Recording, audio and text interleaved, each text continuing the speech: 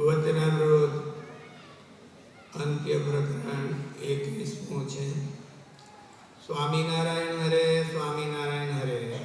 સંવત 1884 ભાદરવા સુધી 9મે દિવસ સ્વામી શ્રી સહજાનંદજી મહારાજ શ્રી ગઢડા મધ્યે દાદા ખાચરના દરબારમાં આથમણે દ્વાર ઓરડાની ઓસરીએ ઢોલિયા ઉપર ગાદી તકિયા નંખાવીને વિરાજમાન હતા ને સર્વ શ્વેત વસ્ત્ર ધારણ કર્યા હતા અને કંઠને વિશે ચમેલીના પુષ્પના હાર વિરાજમાન હતા અને પોતાના મુખારવિંદની આગળ મુનિમંડળ સમસ્ત તથા દેશ દેશના હરિભક્તની સભા ભરાઈને બેઠી હતી.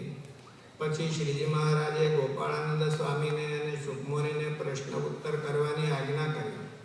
પછી શુકમુનિએ ગોપાળાનંદ સ્વામીને પ્રશ્ન પૂછ્યો, જે ભગવાનની જે ભક્તિ છે તેને કરીને જીવ ભગવાનની માયાને તરે છે ને અક્ષરધામને પામે છે. જે ધર્મ છે તેને કરીને તો દેવલોકની પ્રાપ્તિ થાય છે ને તે પુણ્યને અંતે પાછો દેવલોકમાંથી તે જીવ પડી જાય છે. અને ભગવાનના જે અવતાર થાય છે તે તો જ્યારે ધર્મની ગ્લાનિ થાય છે ત્યારે તે ધર્મના સ્થાપન કરવાને અર્થે થાય છે, પણ ભક્તિના સ્થાપનને અર્થે થતા નથી. અને જે પ્રાપ્તિ ભક્તિ વતે થાય છે તે પ્રાપ્તિ ધર્મે કરીને જણાતી નથી. માટે ભક્તિ સરખી કયે પ્રકારે ધર્મમાં મોટા આવે એ પ્રશ્ન છે. પછી ગોપાળાનંદ સ્વામી એ પ્રશ્નનો ઉત્તર કરવા માંડ્યો. તે જે વાત કરી તેમાં ધર્મ તે ભક્તિનું અંગરૂપ થઈ જાય, પણ કોઈ રીતે ભક્તિ સરખું ધર્મમાં ગૌરવ આવે નહીં. પછી એ વાર્તા સાંભળીને શ્રીજી મહારાજ અતિશય હસતા આવા અને એમ બોલ્યા, એ પ્રશ્નનો ઉત્તર ઘણો કઠણ છે, માટે જો અમે એનો ઉત્તર કરીએ છીએ. એ ધર્મ તો બે પ્રકારનો છે, એક નિવૃત્તિ ધર્મ અને બીજો પ્રવૃત્તિ ધર્મ. અને એ બે પ્રકારનો જે ધર્મ તે ભગવાનના સંબંધે સહિત પણ છે અને ભગવાનના સંબંધે રહિત પણ છે.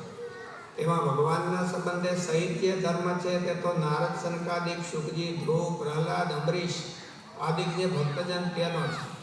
અને તે ધર્મને ભાગવત ધર્મ કહે છે અને એકાંતિક ધર્મ કહે છે. તે ધર્મને ભક્તિ તો બે નથી, એક જ છે. અને જે ધર્મ સ્થાપનને અર્થે ભગવાનના અવતાર થાય છે તે પણ એ જ ધર્મના સ્થાપનને અર્થે થાય છે. અને જે કેવળ વર્ણાશ્રમના ધર્મ છે તે તો ભાગવત ધર્મ થકી અતિશય ગૌણ છે. અને ભાગવત ધર્મે કરીને તો જીવ જે તે ભગવાનની માયાને કરીને પુરુષોત્તમના ધામને પામે છે. માટે ભાગવત ધર્મને ભક્તિ એનું તો એક સરખું ગૌરવ છે અને પ્રાપ્તિ પણ એક સરખી જ છે. એવી રીતે ભક્તિની અને ધર્મની સરખી મોટાઈ છે. અને કેવળ જે વર્ણાશ્રમના ધર્મ તે તો તે થકી અતિશય દુર્બળા છે અને તેનું ફળ પણ નાશવંત છે. અને અમારો પણ મત એ છે કે ભગવાન તથા ભગવાનના એકાંતિક ભક્ત તે વિના કોઈ સંગાતે હેત કરીએ તો પણ થતું નથી. અને અમને એમ જણાય છે કે જળભરત, સુખદેવ, દત્તાત્રેય, ઋષભદેવ ભગવાન એના સરખો અમારા જીવનો ઢાળો છે. માટે અમને પણ વન, પર્વત, જંગલ એમાં જ રહેવું ગમે, પણ મોટા મોટા શહેર પાટણ હોય એમાં રહેવું ગમતું નથી. એવો અમારો સહજ સ્વભાવ છે. તો પણ ભગવાન તથા ભગવાનના ભક્તને અર્થે લાખો માણસના ભીડામાં રહીએ છીએ, તો પણ અમારે જેવું વનમાં રહીને નિર્બંધ રહેવાય એવું જ રહેવાય છે. અને અમે પોતાના સ્વાર્થે કરીને લાખો માણસમાં નથી રહેતા. અમે તો ભગવાન તથા ભગવાનના ભક્તને અર્થે માણસના ભીડામાં રહીએ છીએ. અને ભગવાનના ભક્તને અર્થે ગમે તેટલી પ્રવૃત્તિ કરવી પડે તો પણ અમે એને નિવૃત્તિ જાણીએ છીએ. અને જો ભગવાનનો જે ભક્ત હોય અને તે ગમે તેટલા વાંકમાં આવ્યો હોય તો પણ અમારે એનો અવગુણ આવતો નથી. અને અમે તો એમ જાણીએ છીએ કે ભગવાનના ભક્તમાં જો કોઈક સ્વાભાવિક અલ્પદોષ હોય તો પણ તે જોવા નહીં, અને એ દોષ જો પોતામાં હોય તો તેને ટાળાનો ઉપાય કરવો. પણ ભગવાનના ભક્તમાં એ જાતનો દોષ હોય તો પણ એ હરિજનનો અવગુણ લેવો નહીં. અને હરિભક્તનો તો અવગુણ જ્યારે મોટા વર્તમાન ચૂકી જાય ત્યારે લેવો ને બીજા અલ્પદોષ હોય તે સારું ભગવાનના ભક્તનો અવગુણ લેવો નહીં. અને ભગવાનના ભક્ત હોય તેને વાદ વિવાદે કરીને જીતીને રાજી થવું નહીં, એ સાથે તો હારીને જ રાજી થવું. અને જે વાદ વિવાદ કરીને ભગવાનના ભક્તને જીતે છે તો તે પંચપાપ મહાપાપના કરનારા તેથી પણ વધુ પાપી છે. અને અમારી આગળ જે કોઈ ભગવાનના ભક્તનું ઘસાતું બોલે તો તે અમને દીઠો જ ગમે નહીં. અને જે ભગવાનના ભક્તનો અવગુણ લેતો હોય તેના હાથનું તો અનજળ પણ ભાવે નહીં. અને દેહનો સંબંધી હોય તો પણ જો ભગવાનના ભક્તનો અવગુણ લે તો તે સાથે પણ અતિશય કુહેત થઈ જાય. શા માટે? જે આપણે તો આત્મા છીએ ને આપણે દેહ અને દેહના સંબંધી સાથે શા સારું હેત જોઈએ? આપણે તો સત્તારૂપ રહીને ભગવાનના ભક્ત સંગાતે હેત કર્યું છે, પણ દેહ બુદ્ધિએ કર્યું નથી. અને જે સત્તારૂપ રહી નહીં શકે તેને તો કામ, ક્રોધ, લોભ, મદ, મોહ, મત્સરાદિ જે શત્રુ તે પીડા વિના રહે જ નહીં. માટે જે આત્મસત્તારૂપ થઈને ભક્તિ નહીં કરતા હોય તેનું રૂપ તો આ સત્સંગમાં ઉઘાડું થયા વિના રહે નહીં. શા માટે? જે આ સત્સંગ છે તો અલૌકિક છે. જેવા શ્વેતદીપ, વૈકુંઠ, ગોલોક તેને વિશે ભગવાનના પાર્ષદ છે તે જેવા જ આ સર્વે સત્સંગી છે. અમે તો જેવા સર્વથી પર જે દિવ્ય અક્ષરધામ તેને વિશે ભગવાનના પાર્ષદ છે તે જેવા જો આ સત્સંગીને ન જાણતા હોઈએ તો અમને ભગવાન તથા ભગવાનના ભક્તના સમ છે. અને જેને જ્ઞાન, વૈરાગ્ય, ધર્મ અને ભક્તિ એ અતિશય દ્રઢ નહીં હોય તે તો અંતે થતા ઢીલો પડ્યા વિના નહીં રહે. જેમ મીણે પાયેલ દોરો હોય તે શિયાળામાં ને ચોમાસામાં તો અકટ રહે પણ ઉનાળો આવે ત્યારે જરૂર ઢીલો થઈ જાય. તેમ અહીંયા હરિભક્તને સર્વે પ્રકારે સુખ રહે અને સત્સંગમાં પણ સન્માન થતું રહે એ રૂપ જે ચોમાસું અને શિયાળો તેમાં તો જ્ઞાન, વૈરાગ્ય, ધર્મ અને ભક્તિ તે સુધા આકરા જણાય. પણ જ્યારે સત્સંગમાં અપમાન થાય અને દેહ કરીને પણ દુઃખી થાય તે રૂપ જે ઉનાળો તેમાં જ્ઞાન, વૈરાગ્ય, ધર્મ, ભક્તિ તેને મીણે પાયેલા દોરાની પેઠે ઢીલા થઈ જાય તો પણ અમે તો તેનો ત્યાગ કરતા નથી. પણ એ જ એની મેળે મનમાં ઓશિયાળો થઈને સત્સંગમાંથી પાછો હટી જાય છે. પછી તે સત્સંગી કહેવાતો હોય તો પણ તેને અંતરે સત્સંગ સંબંધી સુખ ન રહે. માટે સત્સંગ કરવો તે તો આત્મસત્તારૂપ થઈને અતિ દ્રઢપણે કરવો, પણ દેહ તથા દેહના સંબંધી તે સંગાતે હેત રહી જાય એવો સત્સંગ કરવો નહીં. જેમ સોનાનો દોરો કર્યો હોય તે 6 ઋતુમાં સરખો રહે પણ ઉનાળાના તાપે કરીને ઢીલો થાય તેમ જેનો દ્રઢ સત્સંગ હોય તેને ગમે તેવા દુઃખ આવી પડે તથા ગમે તેટલું સત્સંગમાં અપમાન થાય પણ તેનું કોઈ રીતે સત્સંગમાંથી મન પાછું ઉઠે નહીં. એવા જે દ્રઢ સત્સંગી વૈષ્ણવ છે તે જ અમારે તો સગાવાલા છે તે જ અમારી નાત છે. અને આ દેહ કરીને પણ એવા વૈષ્ણવ ભેળું જ રહેવું છે. શ્રી કૃષ્ણ ભગવાનના ધામમાં પણ એવા વૈષ્ણવ ભેળું જ રહેવું છે. એમ અમારો નિશ્ચય છે. તમારે પણ એમ જ નિશ્ચય રાખવો જોઈએ. શા માટે છે?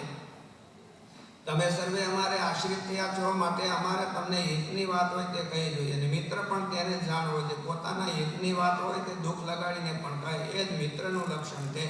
તે સમજી રાખજો. ઇતિ વચનામૃતમ એવી રીતે અંત્ય પ્રકરણનું 21મું વચનામૃતમ થયું. સહજાનંદ સ્વામી મહારાજ.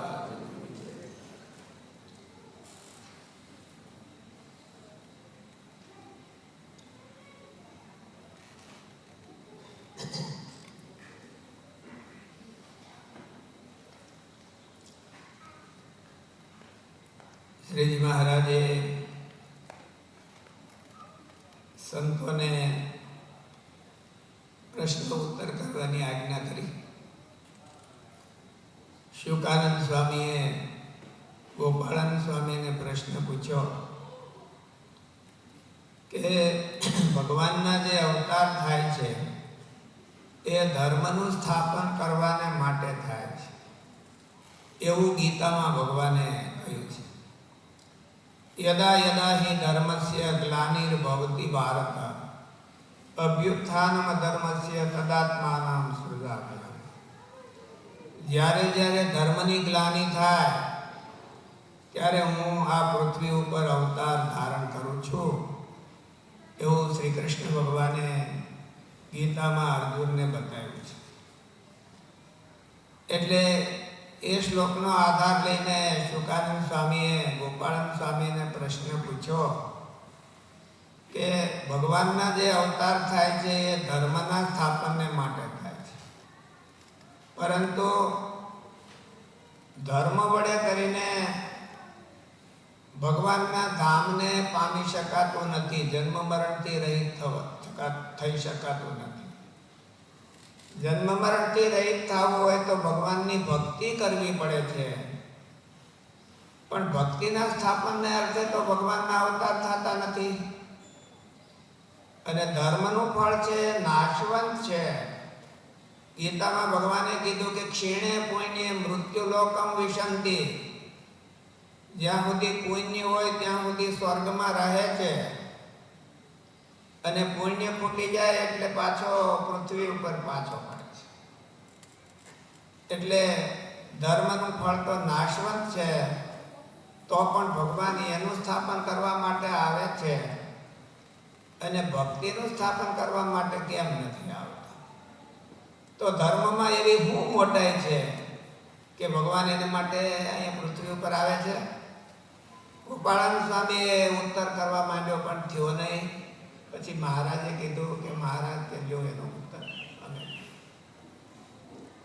મહારાજ કે ધર્મ બે પ્રકારનો છે, એક તો નિવૃત્તિ ધર્મ અને એક તો પ્રવૃત્તિ ધર્મ.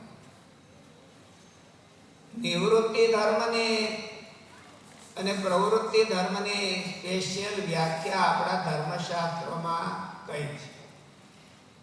પ્રવૃત્તિ ધર્મ એટલે કાંઈ પણ પ્રવૃત્તિ કરવી, એક્ટિવિટી કરવી, એનો અર્થ પ્રવૃત્તિ ધર્મ નથી.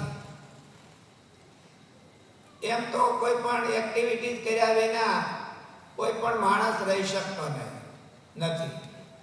ગીતામાં ભગવાને એવું કીધું કે ન જાતો ક્ષણમપી તિષ્ઠતિ અકર્મકૃત.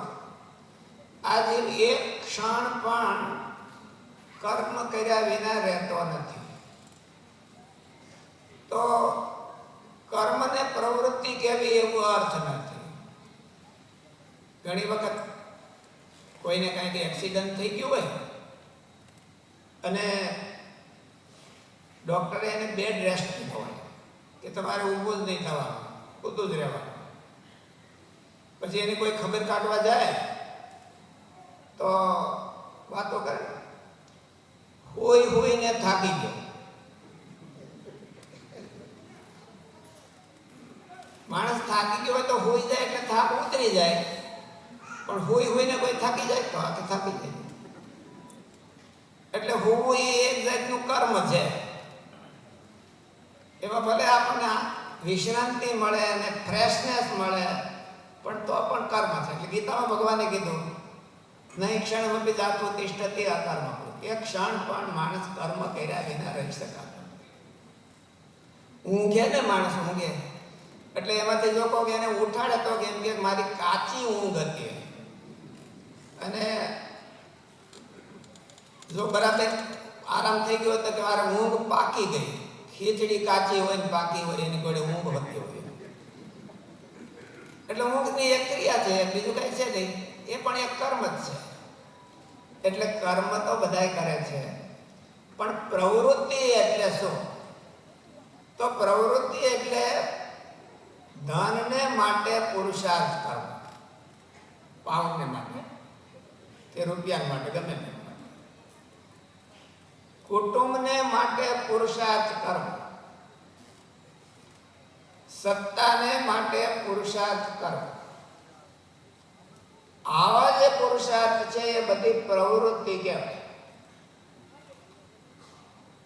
તમારા આશ્રમ પ્રમાણે તમે ધનને માટે પ્રવૃત્તિ પુરુષાર્થ કરતા હોય, નોકરી કરતા હોય, ધંધો કરતા હોય, તો એ પ્રવૃત્તિ ધર્મ. એટલે પ્રવૃત્તિ ધર્મ છે એ પાપ છે એવો અર્થ નથી, પણ ભગવાન ડેફિનેશન આપે છે એ કુટુંબને માટે પ્રવૃત્તિ કરવી. આપણા કુટુંબને માટે આપણે પ્રવૃત્તિ કરતા હોય, ધન મેળવવા માટે પ્રવૃત્તિ કરતા હોય, ક્યારેક ક્યારેક સત્તા મેળવવા માટે પણ પ્રવૃત્તિ કરતા હોઈએ, તો એ બધા પ્રવૃત્તિ કહેવાય. એને નિવૃત્તિ ન કહેવાય. અને કોઈ તપશ્ચર્યા કરતા હોય, યોગ સાધતા હોય, જંગલમાં વનમાં રહેતા હોય, તો એને નિવૃત્તિ ધર્મ કહેવાય. એ બધા ભલે પછી તપશ્ચર્યા કરતા હોય કે યોગ સાધતા હોય કે બધી એક્ટિવિટી કરે તો એ નિવૃત્તિ ધર્મ કહેવાય. રામદેવ બાબાનો યોગ છે એ નિવૃત્તિ કહેવાય કે નહીં, તો પછી તમે જાણો બધા કેવી રીતે શું કહેવાય. પણ જૂના જમાનામાં અષ્ટાંગ યોગ સાધવા માટે જંગલમાં વયા જતા હતા. આ યોગ છે એ તો હેલ્થ માટે બાબાજીએ કર્યો છે, એટલે એ સારો છે. એનાથી હેલ્થનો સુધારો ઘણો થાય, પણ હેલ્થના પૈસા દેવા પડે છે. એટલે નિવૃત્તિ ઓલમ કહેવો, એને શું કહેવું એ આપણે વિચારવું પણ સારો છે. હેલ્થમાંથી એનાથી હેલ્થમાં ડૉક્ટર દવાખાને ફાયદો ન થતો હોય એટલો બધો ફાયદો થઈ જાય તો પછી સારું જ છે આપણે માટે એવું કહેવાનું છે. પણ નિવૃત્તિ ધર્મ એટલે કોઈ પણ આત્મહિત માટે કરવામાં આવતી પ્રવૃત્તિને નિવૃત્તિ ધર્મ કહેવામાં આવે છે. પછી મહારાજે કીધું કે એ દેહમાં ભગવાનનો સંબંધ અને ભગવાનનો સંબંધ નહીં, એમાં પણ હોય છે.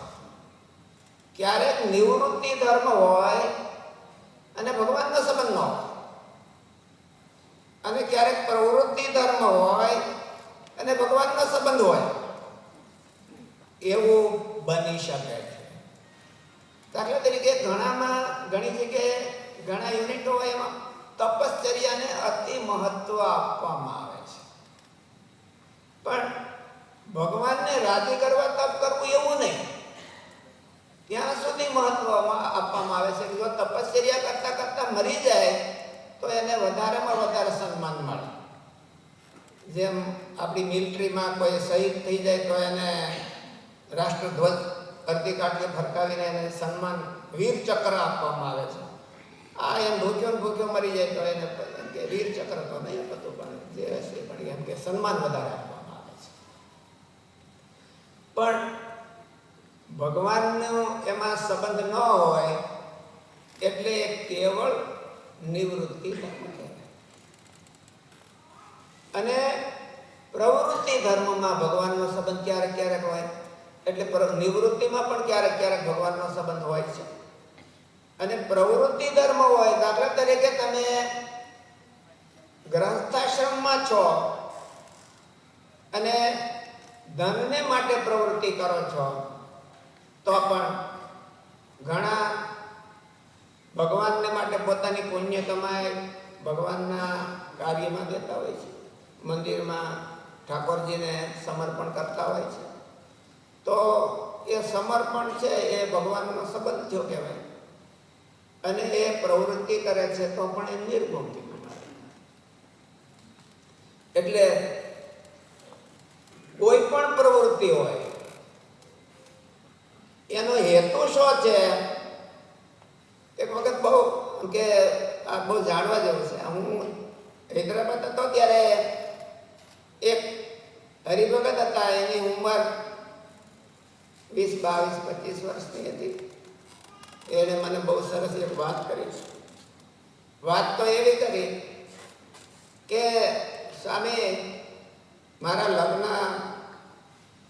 2 વર્ષ ત્યાં થઈ ગયા છે, અમારે ઘરે સારા દિવસો વર્તે છે, એટલે અમે પતિ પત્નીએ 2 સંકલ્પ કર્યો છે કે જો દીકરો થાય તો સાદું કરી દેવો અને દીકરી થાય તો સાંખ્યો લીધા. જન્મે તરત જ નહીં, પણ મોટા થાય પછી, એવો અમે સંકલ્પ કર્યો છે. તો વાલા ભક્તો, એ પ્રવૃત્તિ કહેવાય, પ્રવૃત્તિ ધર્મ કહેવાય. કુટુંબને માટે પ્રવૃત્તિ, આ સંસારની પ્રવૃત્તિ છે, પણ એમાં ભગવાનનો સંબંધ છે. મારે અર્પણ કરવા છે. દીકરો થાય તો મારે, એ જો દીકરો કદાચ ને મોટો થઈને સાધુ થાય તો મારે એને એવી જ ટ્રેનિંગ આપી છે, અને દીકરી જન્મે તો પણ મારે એને એવી જ ટ્રેનિંગ આપી છે, મારે ભગવાનને સમર્પણ કરવું છે.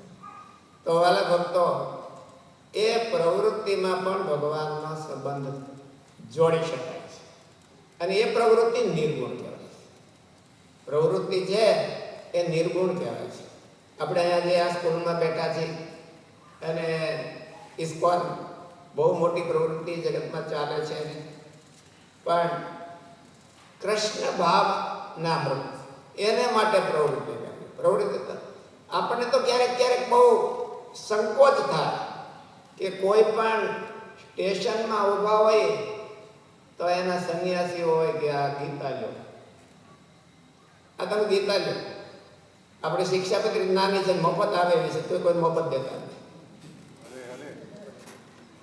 અને એ કેટલી પ્રવૃત્તિ કરે, એ પ્રવૃત્તિ છે, પણ એમાં ભગવાનનો સંબંધ છે. કૃષ્ણને માટે કરે છે, પોતાને માટે નથી કરતા. એટલે પ્રવૃત્તિ હોય, વેચવું હોય તો ટ્રેડિંગ છે એક જાતનું, એમાં નફો નુકસાન પણ હોય, નફો જ હોય તો પણ એમાં ભગવાનનો સંબંધ છે.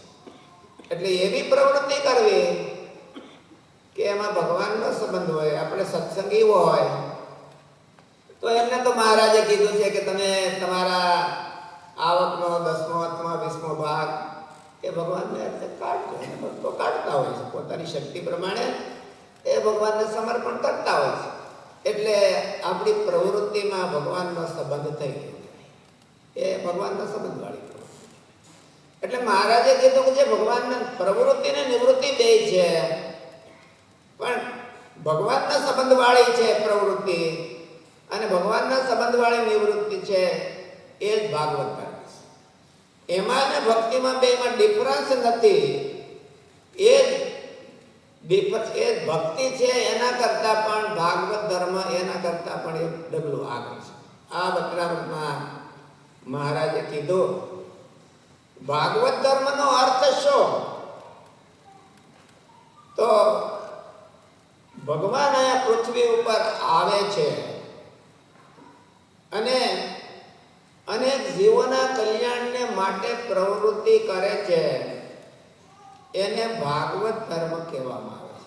ગીતામાં ભગવાને અર્જુનને એવું કીધું 4થા અધ્યાયની અંદર કે હે અર્જુન, આ જે યોગ છે નિષ્કામ કર્મયોગ, ગીતામાં ભગવાને નિષ્કામ કર્મયોગનું વર્ણન કર્યું છે કે આ યોગ છે એ મેં સર્વપ્રથમ સૂર્યને કીધો, સૂર્યએ ઇક્ષ્વાકુને કીધો, ઇક્ષ્વાકુએ મનુને કીધો.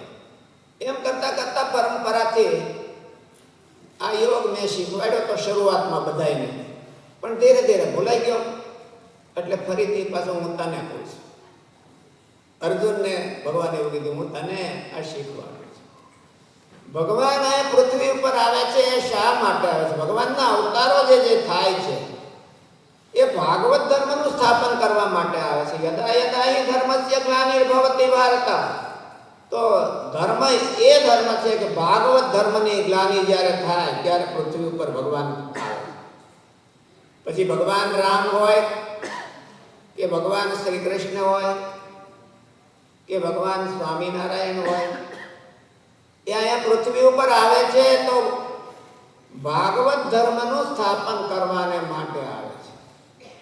ભાગવત ધર્મની ડેફિનેશન ટૂંકમાં કહીએ તો જીવોનું આત્યંતિક કલ્યાણ થાય એવી કાંઈ પ્રવૃત્તિ કરવી, એને ભાગવત ધર્મ કહેવામાં આવે છે. જીવોના આત્યંતિક કલ્યાણની પ્રવૃત્તિ થવી જોઈએ. અને ભગવાન પૃથ્વી ઉપર આવે છે એ એટલા માટે જ આવે છે. ભગવાન બીજું કઈ અર્થ, ભગવાનને અહીંયા આવવાનો બીજો કોઈ પ્રયોજન નથી. શ્રી કૃષ્ણ ભગવાને એટલી પ્રવૃત્તિ કરી, પણ એ ક્યાંય ગાદીએ બેઠા નથી. દ્વારિકાના રાજા કહેવાતા, એ તો કહેવાતા ધરાર રાજા કહેવાતા. કામ કરે એટલે ધરાર રાજા કહેવાય. અહીંયા આપણે સેવા કરતા હોય એ ધરાર આગળ બધા એમ જો બોલાવે, પેલા જ બોલાવે. અરે સેવા ન કરતા હોય વાહ બે. એટલે શ્રી કૃષ્ણ ભગવાન દ્વારિકાના રાજા કહેવાતા તો ધરાર કહેવાતા હતા. ખરેખર તો ઉગ્રસેન રાજા, પણ શ્રી કૃષ્ણ ભગવાન કામ બધું કરી આવે એટલે એ રાજા કહેવાતા. એટલી પ્રવૃત્તિ કરી પણ એને ક્યાંય રાજગાદીએ બેઠા નહોતા. એ પ્રવૃત્તિ, એની પ્રવૃત્તિ તો ધર્મના સ્થાપનને માટે હતી. અધર્મનો વિનાશ કરવો અને ધર્મની સ્થાપના કરવી એ શ્રી કૃષ્ણ ભગવાનનું મિશન હતું. એ મિશન માટે ભગવાન પૃથ્વી ઉપર પધાર્યા. રામચંદ્રજી ભગવાન પૃથ્વી ઉપર આવ્યા હોય તો એ પણ રામ રાજ્યની સ્થાપના કરવા માટે. રામ રાજ્યની સ્થાપના કરવી એ થોડીક અઘરી હતી, એટલે એનું સ્થાપન કરવા માટે ભગવાન એ પૃથ્વી ઉપર આવ્યા હતા. એમ સ્વામિનારાયણ ભગવાન પૃથ્વી ઉપર આવ્યા છે તો એનો હેતુ શું? આપણા ગ્રંથોમાં જરૂર લખ્યું છે. બધા મોટા સંતો એ વાતો કરી ગયા છે કે સ્વામિનારાયણ ભગવાન છે અહીંયા એકાંતિક ધર્મનું સ્થાપન કરવા માટે અહીંયા પૃથ્વી ઉપર પધાર્યા છે. શ્રીજી મહારાજ અક્ષરધામમાં બેઠા હતા ને, જ્યારે અહીંયા નહોતા ત્યાં ધર્મ ભક્તિને જ્યારે જન્મ નહોતો થયો ત્યારે બેઠા હશે, ત્યારે આપણે જેમ કુટુંબવાળા એમ કે કુટુંબ હોય તો ઘણી વખત બેઠા હોય ને હુવાણની વાતો કરતા હોય કે આ છોકરાના લગ્ન થયા ત્યારે આપણે આવી પરિસ્થિતિ હતી, બેઠા સારું છે ને બધી હુવાણની વાતો કરતા છે. એટલે મહારાજ બેઠા હતા ને બધા નંદ સંતોને આગળ બેઠા હતા, હુવાણની વાતો કરતા હતા. મહારાજે પ્રશ્ન કર્યો બ્રહ્માંડમાંથી એટલે આપણે જે અત્યારે આપણે છે એ બ્રહ્માંડ એ તૂટલું બ્રહ્માંડ કહેવાય છે. વામન ભગવાન તોડી નાખ્યું છે એટલે એનું આઈડી છે એ તૂટલું બ્રહ્માંડ છે. તમારા આઈડી હોય છે એટલે તૂટલા બ્રહ્માંડમાંથી અહીંયા અક્ષરધામમાં કોઈ જીવ કેમ આવતા નથી? એટલે નંદ સંતોએ બધાએ કીધું કે મહારાજ તમને કોઈ ઓળખતું નથી. એ બ્રહ્માંડ ઓળખે તો આવે ને. એટલે મહારાજ કે પણ તો પછી અમારી ઓળખાણ કરાવો ને. તો સંતોએ કીધું કે મહારાજ તમે ત્યાં પધારો તો ઓળખાણ થાય. એમને બારોબાર અટાણે તો ફોટા ઓલા હોય તો આપણે ટ્રમ્પ સાહેબને ઓળખતા હોય પણ ફોટા ઉપરથી એમને કઈ પેલા ફોટા અહીંથી તો હતા નહીં ત્યારે ફોટા તો અક્ષરધામમાંથી તો આવતા નથી. તમે પૃથ્વી ઉપર આવો તો બધાય તમને ઓળખે. તો મહારાજ કે તમારે બધાને ભેળું આવવું પડશે. તો સંતોની તો કઈ ના હોય. મહારાજ તમે કયો એમ જ અમારે કરવું હોય. અને મહારાજ પૃથ્વી ઉપર આવ્યા. મહારાજ પૃથ્વી ઉપર આવ્યા અને સત્સંગની સ્થાપના કરી. એકાંતિક ધર્મની સ્થાપના કરવી અને એને ભાગવત ધર્મ કહેવામાં આવે છે. મહારાજે આ વચનામૃતમાં ભાગવત ધર્મને કહેવાય. પણ એમાં એક પ્રશ્ન છે કે સત્સંગની સ્થાપના કરવા માટે મહારાજ અહીંયા આવ્યા, સત્સંગની સ્થાપના કરી. તો એ સત્સંગ છે એ ગોપાળન સ્વામીને કરાવવાનો હતો કે પર્વતભાઈને કરાવવાનો હતો? કોને કરાવવા માટે કરવાનો?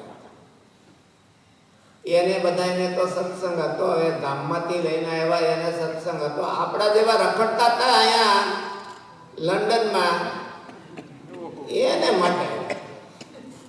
લંડનમાં એટલું જ નહીં, બીજી બધી આખી દુનિયા. મહારાજે બહુ સરસ વાક્ય લખ્યું, પ્રવર્તનીયા સદવિદ્યા ભૂવિ યક્ષુકૃતમ મહા. સદવિદ્યા એટલે સત્સંગની પ્રવૃત્તિ કરાવવી. ક્યાં કરાવવી? પૃથ્વી ઉપર. એવું કીધું. લંડનમાં એક જ નહીં, લંડન ને લેસ્ટરમાં થઈ ગયું એટલે પૂરું થઈ ગયું એવું નહીં. પૃથ્વી ઉપર સત્સંગની પ્રવૃત્તિ કરાવવી એવું લખ્યું છે. એટલે મહારાજ આ પૃથ્વી ઉપર આવ્યા એ અક્ષરધામમાંથી જે મુક્તોને લઈને આવ્યા એને સત્સંગ કરાવવા નહોતા આવ્યા. આપણા જેવા બીજા જે હોય એને નવા જીવોને સત્સંગ કરાવવા માટે ભગવાન આ પૃથ્વી ઉપર આવ્યા. અને એને ભાગવત ધર્મની પ્રવૃત્તિ કહેવામાં આવે છે. મહારાજે અક્ષરધામમાંથી સંકલ્પ કર્યો એ કલ્યાણકારી સંકલ્પ કહેવાય. મહારાજને આપણે હરિલામૃતમાં એમાં બધે મહારાજની લીલાઓમાં આવે છે કે વરતાલનું મંદિર કરતા હતા તો મહારાજ ખાતમુહૂર્ત કરવા બેઠા. ઉમરેઠના બ્રાહ્મણો વેદ મૂર્તિઓ બધાય વેદના મંત્રો એક પછી એક મહિના બોલવા. મહારાજ બેઠા હોય તો ગોઠણિયા ભર થઈને બધા વેદના મંત્રો બોલતા હતા બ્રાહ્મણો.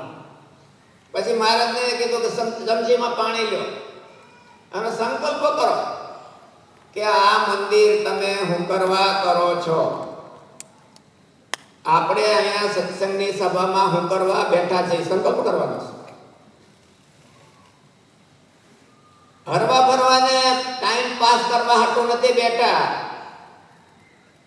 આપણે કઈક પર્પઝ હોવો જોઈએ. મહારાજે તો સંકલ્પ કર્યો કે આ મંદિર દ્વારા અનંત મુક્ત છે, અનંત જીવો છે, એનો ઉદ્ધાર થાય. ગુણાતીતાનંદ સ્વામીની વાતોમાં લખ્યું છે કે અમે 100 કરોડ મનવાર લઈને આવ્યા છીએ. કરોડ વાણે કરીને એક મનવાર ભરાય એવી 100 કરોડ મનવાર લઈને આવ્યા છીએ. એટલા જીવને અમારા અક્ષરધામમાં લઈ જવા છે અને એને માટે આ કરી. એટલે એવો મહારાજે સંકલ્પ કર્યો છે. પણ સંકલ્પ માત્ર કરવાથી કાંઈ થાય નહીં.